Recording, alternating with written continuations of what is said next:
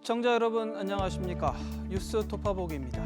폭우와 폭염이 반복되는 올여름, 불확실성이 너무 크다. 그래도 바닥은 찍었다.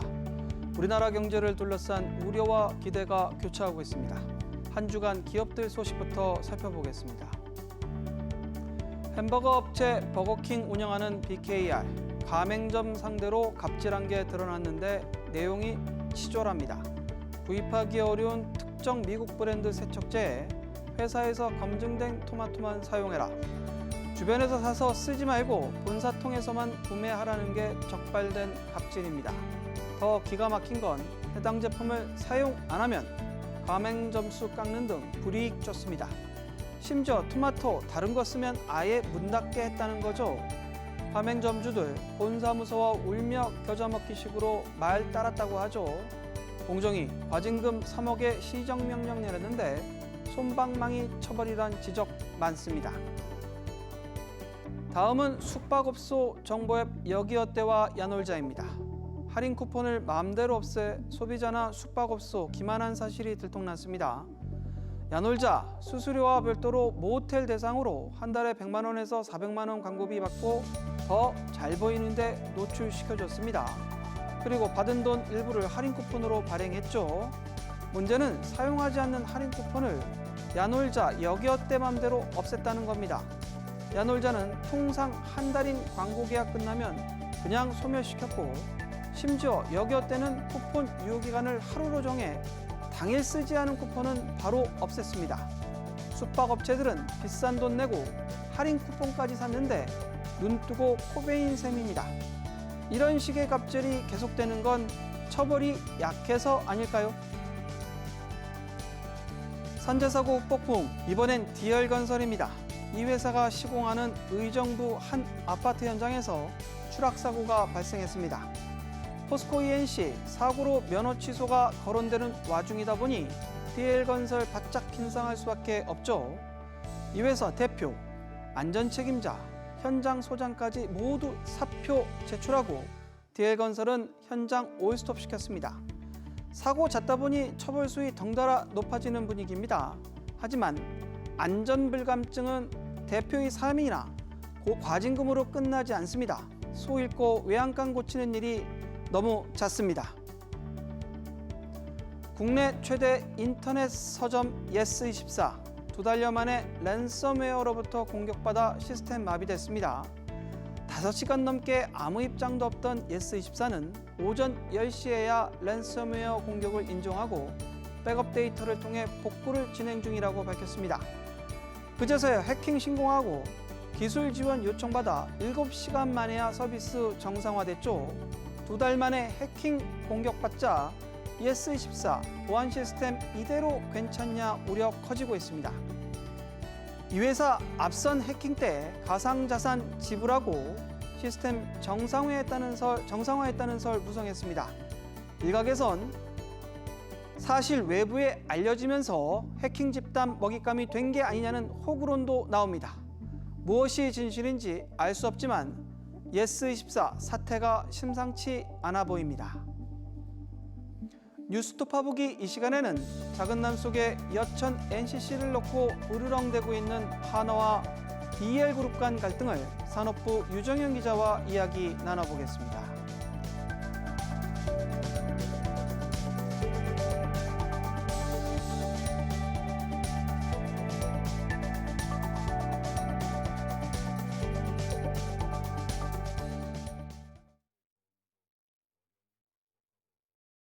한화그룹과 DL그룹이 25년 넘게 동반 운영했던 합작사 여천 NCC를 두고 진흙탕 싸움을 벌이고 있습니다.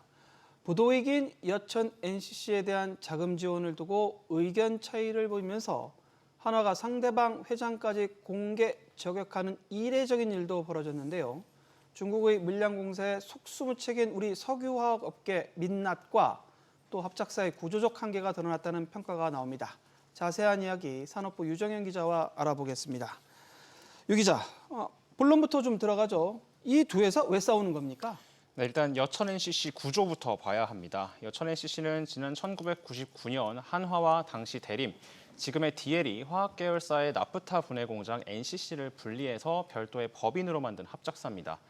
한화와 DL이 각각 지분 50%를 들고 있고 이사회 6석도 절반씩 차지하고 있습니다. 그런데 지난 2022년부터 3년째 이 여천 NCC가 적자입니다. 중국산 기초화학 제품이 물밀듯이 들어오면서 여천 NCC 생산 제품은 가격 경쟁에서 게임이 안 되는 겁니다. 실적 부진이 이어지면서 오는 21일까지 갚아야 하는 차입금과 원료비 정산금 3,100억 원을 도저히 자체적으로 마련할 방도가 없었고요. 자칫 디폴트 상태에 빠질 수도 있다는 우려가 나오자 주주사인 한화와 DL이 등판해야 하는 상황이 온 겁니다. 결국엔 두 주주회사 친구인 줄 알았더니 알고 보니 적이었죠? 그렇습니다. 한화솔루션과 DL케미칼 관계자들이 지난달 말 대책회의를 위해서 논의를 가졌는데요. 하나는 당장 급한 불을 끄자고 주장했습니다. 각각 1,500억 원씩 지원해서 일단 살려놓고 자구책을 마련해서 연말까지 정상화를 시켜놓자는 입장이었습니다. 그런데 DL은 달랐습니다. 지난 3월에도 지주사들이 1,000억 원씩 지원을 해줬는데 또 추가 자금을 요청하는 건 납득하기 어렵다는 겁니다. 당장 지원보다는 근본적인 수익성 개선 방안이 먼저라고 주장했습니다. 단순히 의견 차이가 아니라 감정 싸움으로까지 번졌는데요. 한화 측은 회의에 참석한 이해욱 DL그룹 회장이 내가 만든 회사지만 신뢰가 안 간다. 디폴트에 빠져도 답이 없는 회사에 돈을 꽂아 놓을 수는 없다고 말했다고 회의 발언도 이례적으로 공개했습니다. DL은 지난 11일 낸 입장문에서 책임 있는 주주라면 회사 부실에 해법을 제시해야 한다며 원인 분석 없이 증자만 하는 건 해악을 끼치는 묻지마 지원이라고 날선 반응을 내놨습니다. 묻지마 지원. 그럼에도 불구하고 DL은 결국에는 자금 지원 결정하면서 급한 불 껐어요. 그렇습니다. 일단 DL케미칼이 이사회를 열고 유상증자로 여천 NCC에 자금 1,500억 원을 수혈하기로 결정했습니다. 대여 기간은 오는 20일부터로 여천 NCC 운영 경비로 쓰일 예정이고요. 지원 금액은 공동 대주주인 한화그룹과 같은 규모입니다. 그러나 초반 입장이 달랐던 이유는 뭘까요? 네, 결국 곳간 차이였을 것으로 보입니다. 두 그룹 지주사 실적을 보면 한화의 올해 1분기 영업이익은 1조 726억 원으로 1년 전보다 무려 350% 늘었습니다. 반면 DL은 같은 기간 영업이익이 40%가량 쪼그라들었습니다. 이익잉여금도 한화가 약 8조 원, DL이 6조 원으로 한화가 2조 원가량 더 여유 있습니다. 한화는 최근 호황 사이클에 올라탄 방산 계열사들의 실적 호조로 앞으로의 상황도 괜찮은 상태입니다. 정부가 이번 달 안에 석유화학 산업 대책을 내놓는다 하니 지켜보자는 판단도 깔렸을 것으로 보입니다. 하지만 석유화학과 건설 등 경기에 민감한 계열사가 주력인 DL은 한 푼 한 푼이 아쉬울 수밖에 없습니다. 결국에는 믿는 구석이 좀 달랐다 이런 느낌인데 네. 일단 디폴트 위기는 넘겼는데 한화가 근데 다른 문제를 걸고 나오면서 사태가 더 심해졌어요. 그렇습니다. 이제 여천 NCC의 경영 부진에 DL 책임을 강조하려는 행보를 보이고 있습니다. 한화는 여천 NCC가 올해 초 국세청에 추징당한 1,006억 원을 꺼내들면서 이게 DL 때문이라고 거듭 비판했습니다. 국세청은 여천 NCC가 지난 2019년부터 2023년까지 주주사의 에틸렌 등을 지나치게 싸게 넘겼다고 추징금을 부과했는데요. 한화는 이 중 약 96%가 DL과의 거래라며 여천 NCC의 대규모 추징금이 대부분 DL 때문이라고 주장한 겁니다. DL은 여천 NCC가 조세심판원에 심판 청구를 낼 계획이라며 실제 문제가 있는지는 더 봐야 한다고 맞섰고요. 또 에틸렌이라는 게 용도별로 공급가가 다르기 때문에 DL이 더 싸게 공급받는 게 말이 안 되는 건 아니라고 반박했습니다. 보면 더 큰 문제는 앞으로 갈등이 증폭될 거라는 부분인데 이유가 뭡니까? 네, 여천 NCC가 두 회사와 각각 제품 공급 재계약을 해야 하는 시점이기 때문입니다. 두 회사가 합작사를 세울 당시인 지난 1999년 맺은 공급 계약이 지난해 끝났는데요. 앞으로 두 회사가 여천 NCC와 계속 거래를 할지, 한다면 납품 단가는 어떻게 할지를 다시 정해야 하는데 여기서도 또 맞붙고 있습니다. 일단 두 회사 모두 자신들의 계약 방식이 여천 NCC를 살리는 쪽이라고 주장하는데 내용은 정반대입니다. DL은 앞으로 여천 NCC가 공급하는 가격의 하한선을 정해두고 그 이상으로 DL과 한화가 제품을 사줘야 한다고 주장합니다. 계약 기간도 10년 이상 장기로 맺어서 안정적인 공급처를 확보해줘야 한다는 입장입니다. 반면 한화는 가격을 정해둘 게 아니라 시가로 공급 단가를 정하고 또 5년 단기 계약을 해야 한다고 맞섭니다. 시장 가격으로 거래하는 게 공정하다는 거, 그리고 향후 에틸렌 가격이 오르면 이를 반영해줘야 한다는 겁니다. 지난해 중순부터 진행하고 있는 이 협상은 계속 평행선을 달리고 있습니다. 결국에는 올해는 일단 새로운 계약이 공백 상태인 건데 이것 때문에 또 시비가 붙었다고요? 그렇습니다. 아직 계약이 공백 상태인데요. 일단 한화는 올해 1월부터 시장 가격에 따라 여천 NCC로부터 제품을 공급받고 있습니다. 반면 DL은 기존에 체결했던 계약 내용대로 단가를 지불하고 있습니다. DL은 한화가 일방적으로 지난해보다 저렴한 가격에 에틸렌을 공급받아 지난 1월부터 7월까지 380억 원의 부당이익을 얻었다고 주장합니다. 새로운 계약이 체결이 안 됐으면 일단 기존 계약 내용대로 가격을 지불하고 추후 정산을 해야 하는데 한화는 일방적으로 시장 가격으로 받고 있다는 겁니다. 또 이런 사실을 합작회사 파트너인 DL과 협의하지도 않았다고 주장합니다. 반면 한화는 공급 주체인 여천 NCC와 협의한 사항이며 시장 가격에 거래하는 게 객관적이고 공정하다고 맞서고 있습니다. 근데 돌이켜 보면은 두 회사가 맞붙은 게 이번이 처음은 아니죠. 그렇습니다. 이번이 처음은 아닙니다. 지난 2007년 11월에 고소까지 입에 올리며 큰 갈등을 벌인 바 있습니다. 이준용 DL 명예회장이 당시 기자회견을 열고 한화 측 이신효 부사장이 대림산업 경영진 무능을 언급하며 명예를 훼손시켰다고 발언했습니다. 당시 이 부사장의 발언이 언론 보도를 통해 나가자 크게 반발하고 나선 겁니다. 이 명예회장은 당시 직간접적으로 연계된 김승현 한화그룹 회장, 허원중 당시 한화석유화학 대표이사도 함께 고소하겠다고 엄포를 놨습니다. 같은 해 9월에는 정기 인사에 불만을 품은 여천 NCC 대림 측 직원 60여 명이 이 부사장 집무실에 찾아가 항의하기도 했고요. 이 부사장이 이들을 경찰에 고발하는 촌극이 벌어지기도 했습니다. 이번 갈등도 그간 25년간 해묵은 감정이 업황부진과 맞물리면서 또 다시 폭발한 걸로 보여집니다. 결과적으로 합작회사의 한계, 이번 일을 계기로 재차 수면 위로 드러났다 이렇게 봐야 되겠네요. 그렇습니다. 그런 평가가 지배적입니다. 두 거대 기업의 합작은 손발만 잘 맞는다면 상대적으로 적은 금액으로도 규모의 경제를 실현할 수 있다는 장점이 있습니다. 하지만 말씀하신 대로 한계도 뚜렷합니다. 지분도 이사회도 양쪽이 절반씩 가져갔으니 한쪽이 주도해서 경영상 결정을 내릴 수가 없습니다. 이번처럼 당장 자금 수혈이 시급한 상황인데도 서로 협의하느라 결정이 지체될 여지가 큰 겁니다. 이런 한계로 한때 기업들의 자율적인 구조조정 빅딜로 평가받았던 여천 NCC가 고래 싸움에 낀 새우로 전락하게 됐습니다. 유 기자 이야기 잘 들었습니다.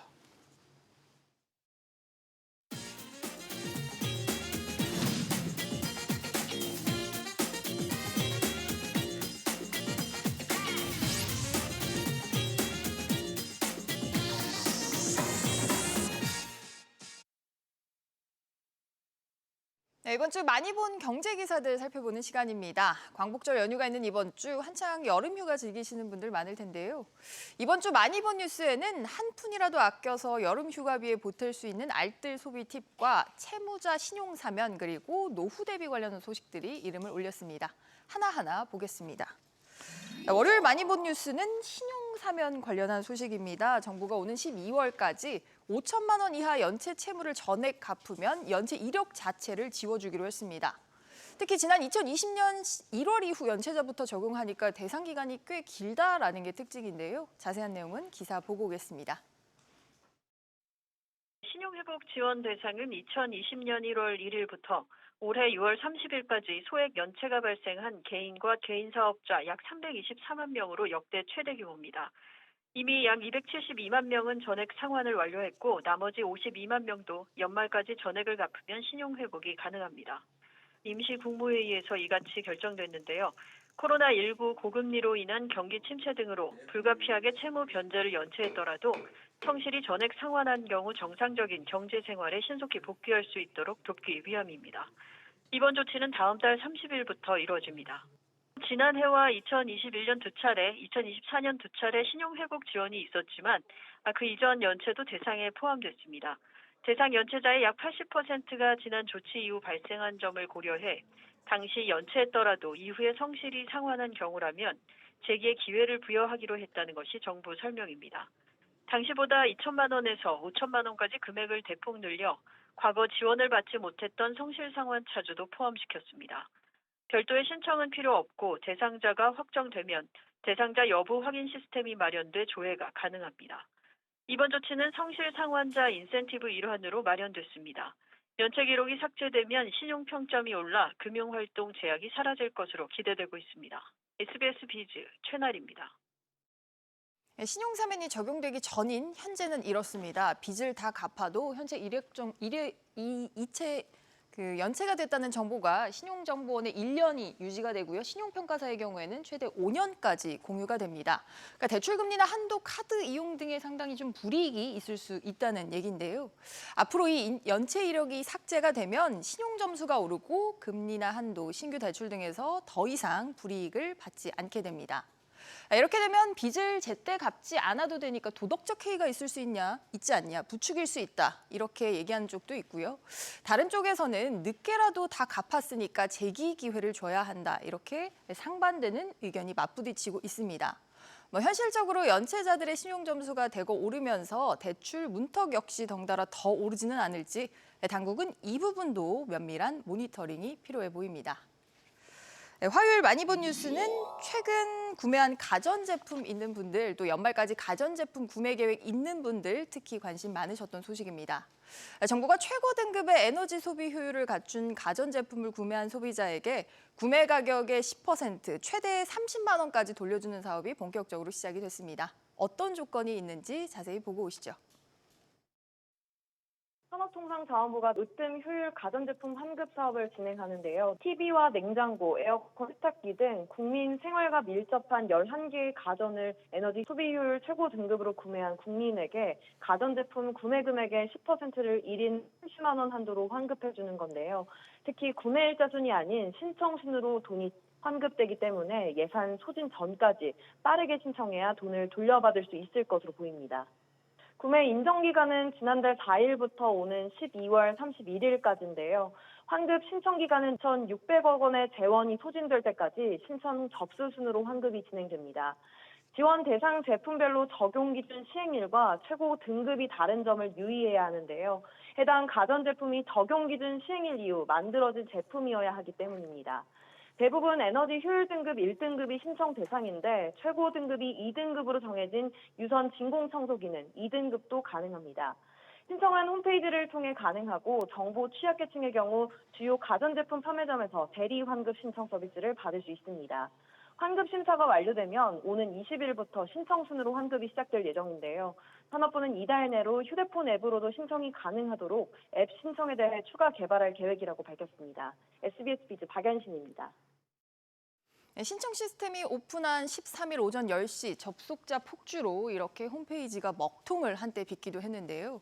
방금 들으신 것처럼 구매 순서가 아닙니다. 신청 순서로 환급이 이루어지기 때문에 환급받을 계획 있다면 속도가 생명입니다. 신청하실 때는 에너지 소비 효율 라벨 사진이나 제조 번호 확인 가능한 명판 사진, 거래 내역서와 같은 증빙 서류 필요하다는 점 유념하시면 좋겠습니다.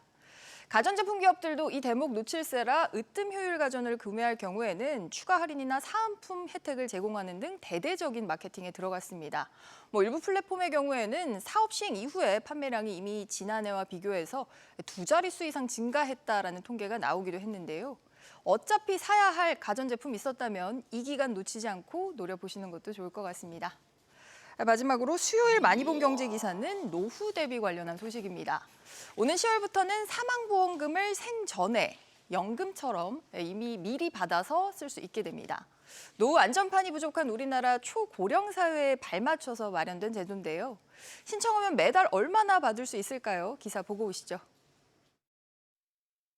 앞으로 종신보험금도 주택연금처럼 유동화해서 생전에 연금처럼 받아 쓸 수 있게 됩니다. 계약 기간은 10년 이상, 납입 기간은 5년이 넘어야 하며 신청 시점에 보험계약 대출이 없어야 합니다. 가령 70세 기준으로 1억 원의 사망보험금이 있다면 20년 동안 매달 20만 원씩을 지급받을 수 있습니다. 최대 90%까지 현금화가 가능합니다. 노후소득 보장용인 만큼 초고액 사망보험금은 제외되고 변액종신보험과 같은 일부 종신보험은 유동화가 어렵습니다. 올해 안에 서비스가 시작되는데 기대 수명이 늘어나는 상황에서 노후의 소득 공백을 메울 수 있는 안전망 역할을 할 수 있을 거라고 기대됩니다. 우선은 연금형으로 도입을 시작하고 향후에는 요양이나 간병 같은 서비스형으로도 개발할 예정입니다. 돈으로 받는 연금형뿐 아니라 보험사가 요양시설 이용료를 내주는 방식의 서비스로도 이용이 가능합니다. 고령층 같은 경우에는 사후의 가정의 안정보다는 지금 현재 이제 안정적으로 생활비를 보장받는 선호도가 높아진 것 같아요. 장수 리스크에 대한 대비 성격이 가장 큰 것 같습니다. 남아있는 자식들 간의 어떤 상속이나 재산 분쟁 방지 목적도 조금은 있는 것 같습니다. 현재 금융위는 서비스를 이용할 수 있는 나이 기준을 만 65세에서 55세로 낮추는 방향도 검토하고 있습니다. 우선 오는 10월 생명보험사 5곳 출시를 시작으로 서비스가 확대될 예정인 가운데 보험사 통틀어 유동화가 가능한 보험금은 12조 원에 달합니다. SBS 비즈 오서영입니다. 지난 3월 금융위가 처음으로 도입 추진 계획을 밝힌 이 제도. 이재명 대통령이 좋은 제도라고 호평을 한 뒤로 지금 더 강한 추진 동력이 붙는 모양새입니다. 당초 유동화 가능 나이는 65살이었지만 현재는 이보다 10살이나 낮은 55살 개시로 조정이 좀 검토가 되고 있는데요. 너무 이른 나이 아닌가 또 싶지만 갈수록 빨라지는 은퇴 연령 고려하면 사실 그렇지도 않습니다. 여전히 돈 나갈 때는 많은데 소득 공백은 커지고 연금 수령 시기는 여전히 먼 나이가 사실 55살이죠. 일을 할 만큼 했지만 쉬기엔 여전히 일은 우리 사회의 씁쓸한 단면입니다. 여기까지 이번 주 많이 본 경제 기사들 살펴봤습니다.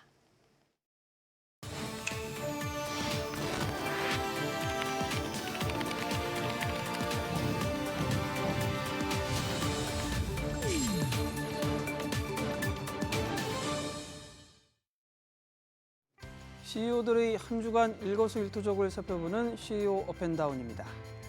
이봉관 서희건설 회장, 딸만 하나 둘 서희, 오죽 이뻤으면 회사 이름도 서희로 지었다는 우스갯소리도 있습니다. 이 회사 악재란 악재 다 터져 최악입니다. 출발은 맞사위에 대한 애정에서 시작됐습니다.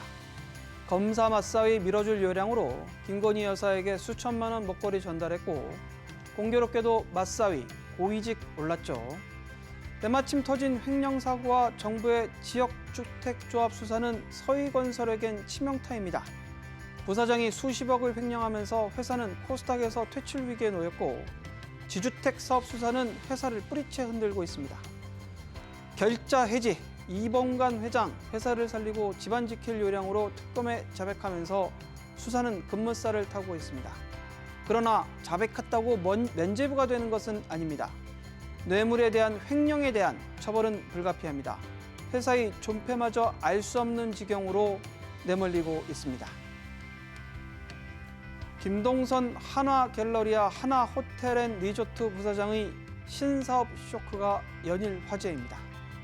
하나호텔앤리조트 북한산에 위치한 파라스파라를 인수하면서 럭셔리 리조트 품에 안았습니다. 김 부사장, 식음료, 푸드탱크 행보도 거침없죠.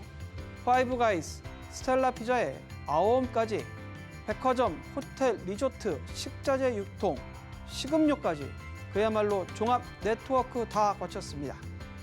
그런데 시행착오도 곳곳에서 터지고 있습니다. 파이브가이즈 3년 만에 매각 결정했고 로봇이 유리하는 사업들은 죄다 문을 닫았습니다. 캐시카우 역할하는 하나갤러리아 영업적자 더 커지면서 본업부터 챙기라는 말도 나옵니다. 김동선 부사장이 거침없는 신사업 행보, 어떤 결과를 낳을지 주목됩니다. 저희가 준비한 소식은 여기까지입니다. 시청해 주셔서 감사합니다.